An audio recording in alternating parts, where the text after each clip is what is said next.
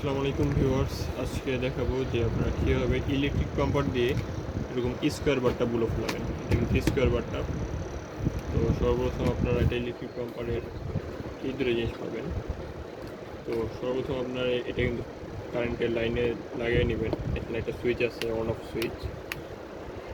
Of করে তারপর আপনার আপনার এই ছিদ্রটা দেখবেন, ছিদ্রটা কতটুকু, সেই অনুযায়ী আপনি এটা নেবেন। যদি দেখেন যে ছিদ্রটা একটু বড়, সেক্ষেত্রে এটা নেবেন। আর যদি ছিদ্রটা একটু ছোটো হয় তাহলে এটা এই খাপটা নেবেন, তাহলে এটা ইজিলি ঢুকবে। এটা যেহেতু ছিদ্রটা একটু ছোটো, তাহলে আমি এটা নিয়ে নিতেছি। এটাকে এইদিকে লাগাবেন, যেদিকে লেখা আছে ইনফ্লেট, মানে এটা দিয়ে হাওয়া এদিকে ঢুকবে। তো এইভাবে ভালোভাবে শক্ত করে লাগানোর পরে এটার ভিতর ঢুকাই দেবেন। ঢুকানোর পরে সুইচ অন করলে এটা ফুলবে। এটা ফোলার পরে এটা কোনো রকম ফোলাবেন আর কি, বেশি টাইট দিবেন না।